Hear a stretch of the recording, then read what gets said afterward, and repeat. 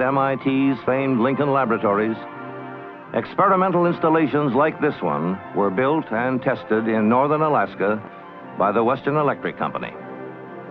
Guided by the successful tests, the nation's leaders decided on a tremendous undertaking.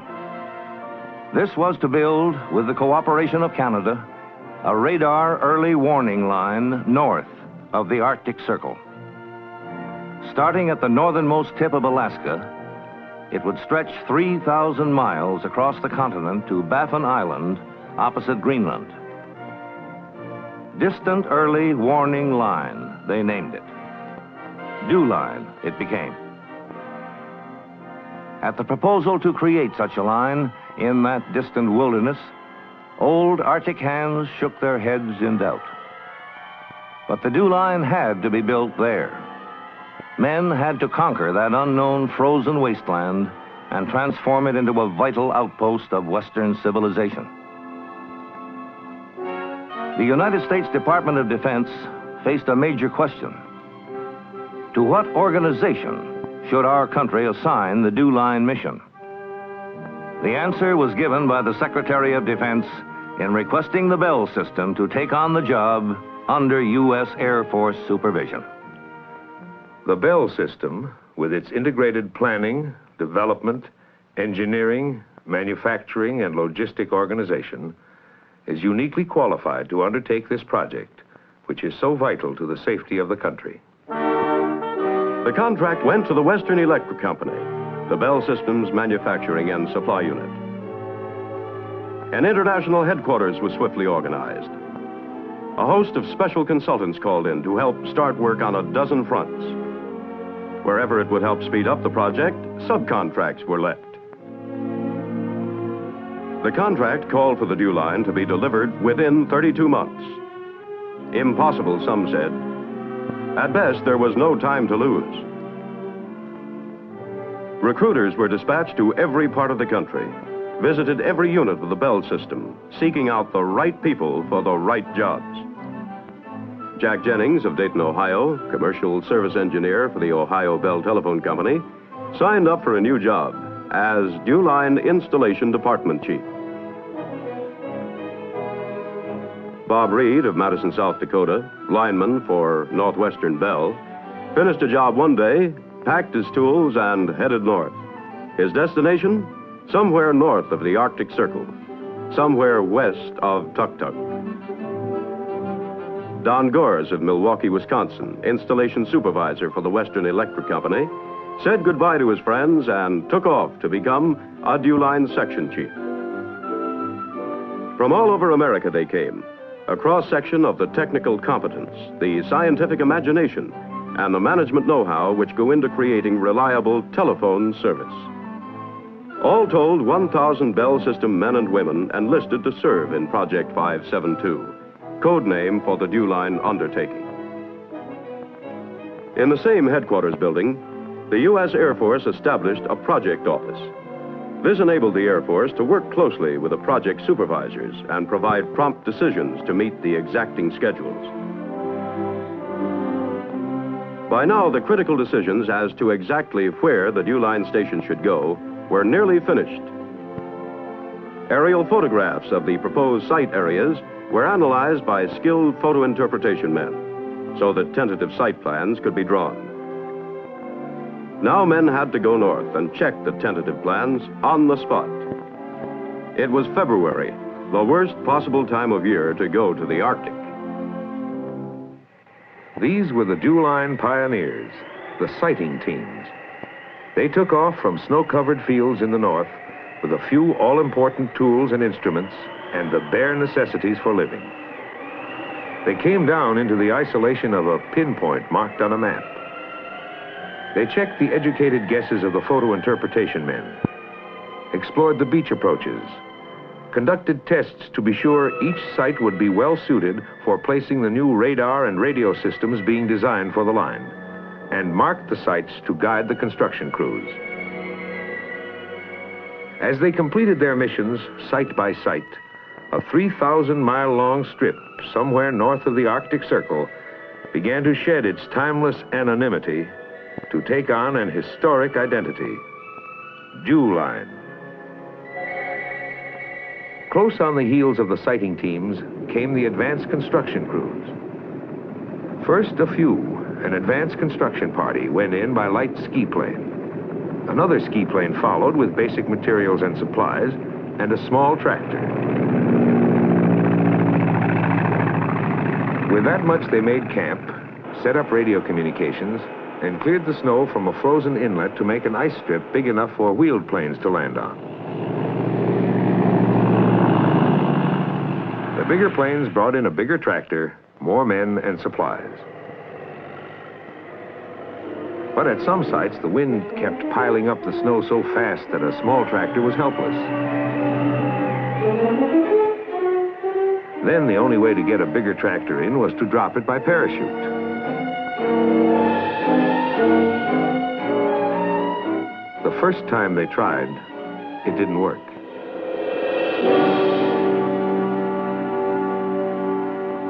One way they learned on the Dew line was from mistakes. They had lost one tractor this way, but they wouldn't lose any more. They knew now how to do it right.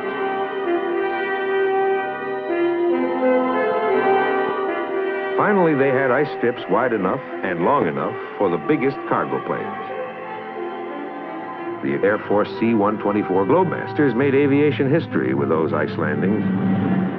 They brought the construction crews what they had to have. The big machines that could dig and pile and handle and haul and could stay on top in the running battle with the drifting snows. And above all, that could work gravel. Digging and moving gravel is the start of just about everything in the Arctic. Without it, you can't build roads, permanent airstrips, or building foundations. By early spring, stateside, the tremendous mobilizing task was in full swing. This was a teamwork job. Government and private enterprise, military and civilian, working closely together. There was teamwork, too, between nations. Throughout the project, the U.S. Air Force and the Royal Canadian Air Force maintained a cordial, productive liaison. Engineering problems had to be worked out quickly, decisions made on 10,001 vital details. Had to develop new techniques for building the Dew line structures under Arctic conditions. At Bell Telephone Laboratories, the all-important electronic experimental work was nearly finished. As rapidly as possible after development work was finished, the actual manufacturing and assembly of the electronic equipment was pushed intensively. Procurement was another mammoth task. Every item that would be needed in the Arctic, from radar antennas to paper clips, had to be anticipated and ordered. More than 113,000 Dew line purchase orders went out from Western Electric and its subcontractors to more than 4,600 different business enterprises located in every state of the Union, every province of Canada. A substantial number of these suppliers. The job of transporting the material called for a plan continental in scope. It would include a West Coast sea lift out of Long Beach and Seattle. Another on the East Coast from Philadelphia and Halifax. And an inland barge lift down the Mackenzie River.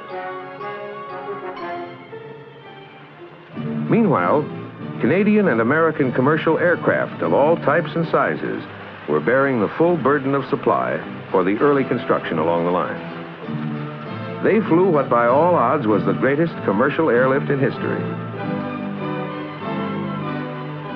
Altogether, aircraft carried 30,000 tons of machinery and supplies to Dew line sites before the ice landing strip softened in May and June of that first year. Nothing stopped the airlift. Planes were lost, and courageous men gave their lives, but the supply of the construction work went on.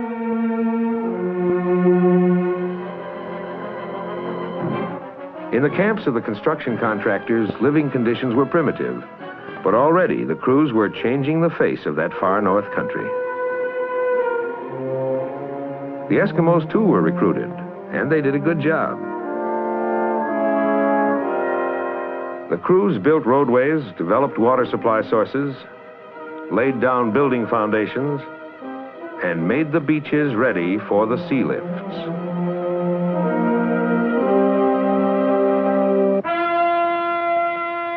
At the same time, to the appointed places of assembly for the sea lifts came the materials that would be the dew line, came the tools to build it. Every item was handled with dispatch, according to a plan carefully designed to put it in the right spot on the beach when it reached line destination. Supplies of petroleum, oil, and lubricants built up acre on acre at Long Beach on the west coast, Philadelphia in the east. In June, they started loading on the west coast, the petroleum first. Then these ships went on to Seattle. At Seattle, they loaded for a solid month. At Halifax, loading for the East Coast sea lift continued for a month plus 10 days. The ships were operated by the Military Sea Transport Service of the United States Navy. On board would be soldiers of the U.S. Army Transportation Corps, intensively trained to handle the unloading of the ships and deliveries to the beaches. On the dew line, there would be no going down to the store for a loaf of bread or a package of nails or anything else. Everything had to be transported there, and you'd be hard put to name an item that wasn't stowed in these ships. The West Coast sea lift was to be in convoy. The slower ships left Seattle first, the others following a few days later.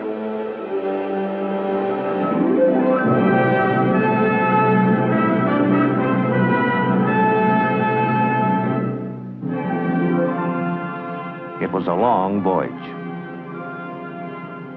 From Seattle to the convoy's rendezvous point off Icy Cape, Alaska, west of Point Barrow, is 3,000 miles. At Icy Cape, the ships had to wait on the unpredictable behavior of the ever-shifting ice pack. Meanwhile, on the East Coast, the ships out of Halifax were having their own hard going. Some made their way singly to their destinations along the east coast of Baffin Island. The others rendezvoused and headed into Fox Basin, en route to the sites on the west coast of Baffin Island and on the Melville Peninsula. At the rendezvous point, they were joined by 2 Canadian icebreakers, which led them northward through 450 miles of heavy ice.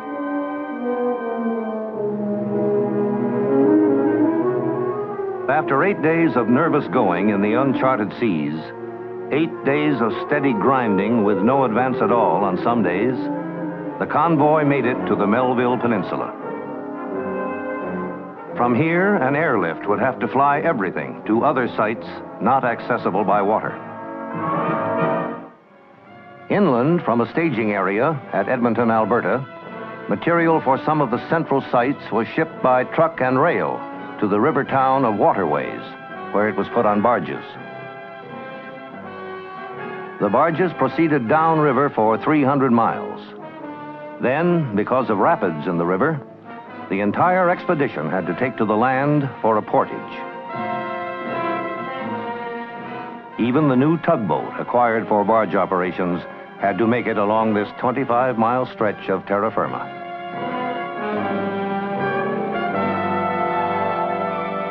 In the river again, the barge train resumed its water route across Great Slave Lake.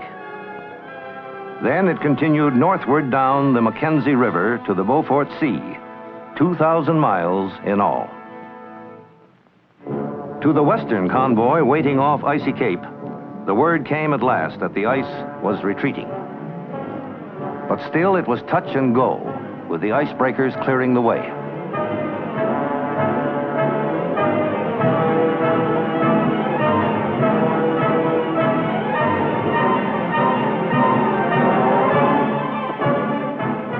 Some ships dashed to nearby destinations as the narrow corridor was opened up. Others pushed through to reach more sites spotted for 1,200 miles further to the east. At many sites, the ships had to unload in desperate haste, for a shift in the wind could bring the ice back into shore overnight.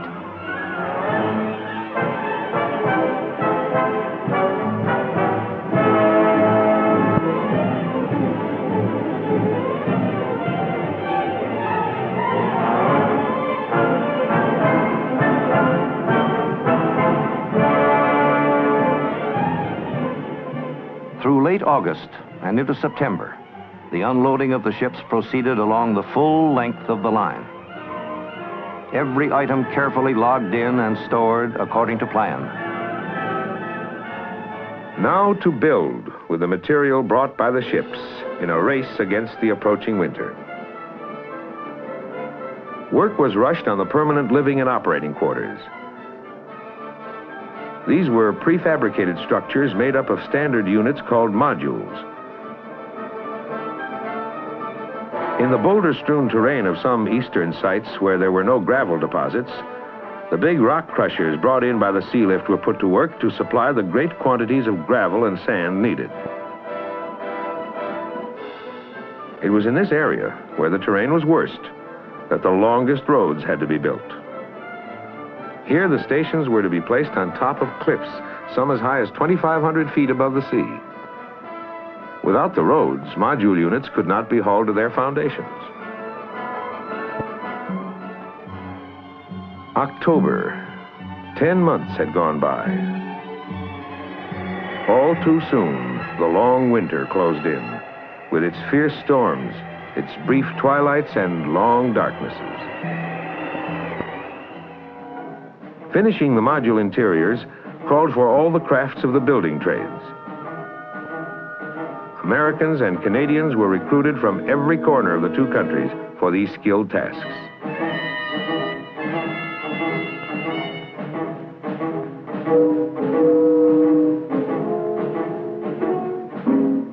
The module concept solved the problem of providing shelter on the dew line that would be adequate, comfortable, and safe, and could take it from the savage elements. At the same time, began the all-important task of installing the radar and radio equipment.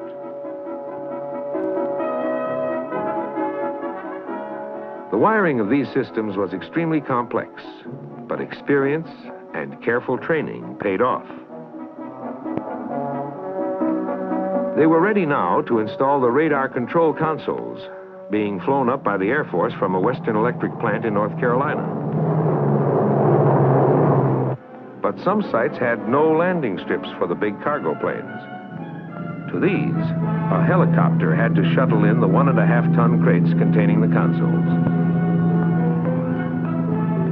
Another job for the C-124s that winter was getting the big antennas of the search radars to the line from an Air Force base in Delaware. The delicate matched parts of each antenna were packed in 17 crates, especially designed in assorted shapes and sizes to fit into 2 C-124s. With the installation of the control consoles, the inside electronic work was well underway. The stations were still locked in the grip of the second dew line winter, but the crews could not wait longer to start on the steel tower work. They blasted holes for the foundations out of the frozen earth. They mixed concrete in heated tents. As they poured the concrete in the bitter cold, they kept it from freezing by pumping in heat under tarpaulins. With the foundations in, the tower work went steadily forward.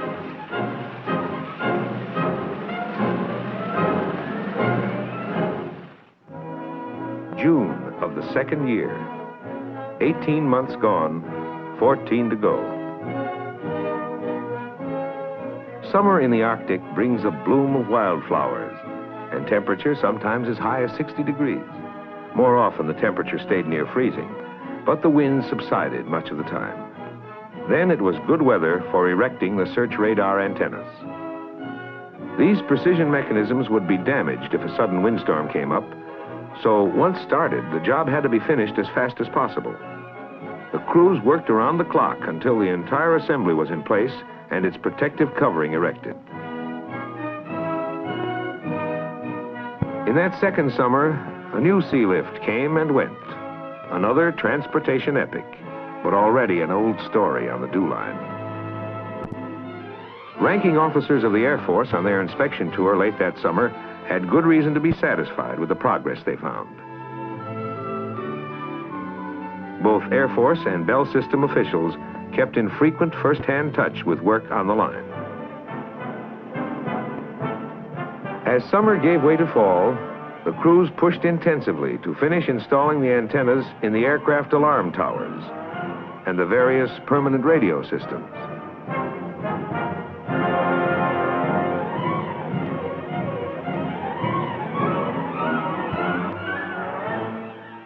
When the radio antennas were up, the stations of the line would be able to communicate with each other more dependably, and the line could communicate with the air defense control centers far to the south. With permanence completed at most of the sites, the airlift was giving full year-round service to virtually the entire line. Some of those new permanent airstrips in the rugged eastern terrain were pretty, well, rugged.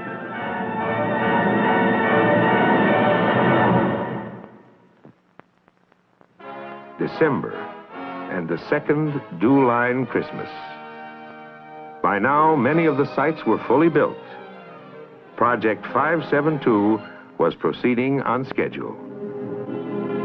But indoors, many months of work still remained to finish installing and testing the radars and the communication systems and to coordinate them from station to station. Here in the modules which housed this equipment was the heart of each DEW line station. On the performance of the electronic equipment, the success of the whole vast undertaking would stand or fall. The work went on, and once more the Arctic winter closed in.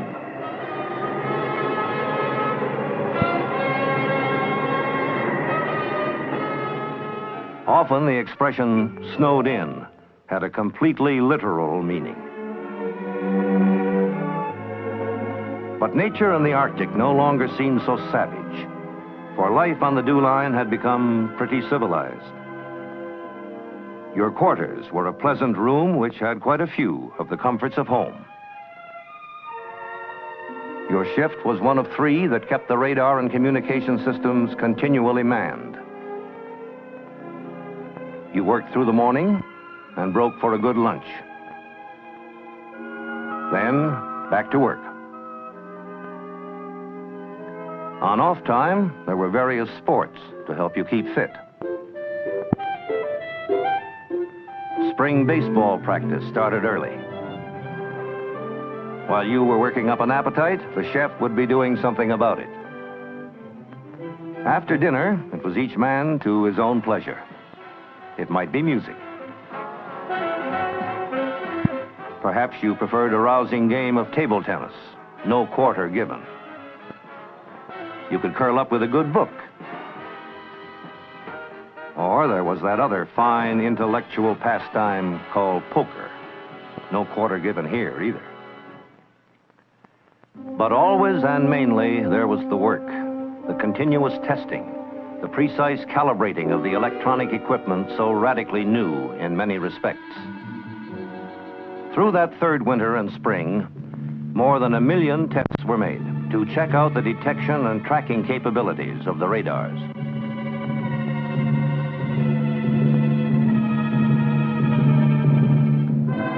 July 31st of the 32nd month since the job began. On that day, the DEW line system was declared officially operational, completed on schedule, in about half the time such an undertaking normally would require, even in a civilized area. Henceforth, the Canadian and American people would have a distant early warning line guarding them against attack from the north. But the building of the DEW line has done more than provide a vital warning system. It has conquered the far northern wilderness. This remote part of the world may now be put to whatever purposes men wish. The DEW line stations may in time be further equipped, taking advantage of new technological advances, and meeting new military threats. But perhaps the true historical role of the DEW Line will prove to be the opening up for peaceful and productive purposes of a vast new frontier above the Arctic Circle, the untapped resources of which we have as yet barely glimpsed. That would be the finest reward of all for the men who built the DEW Line.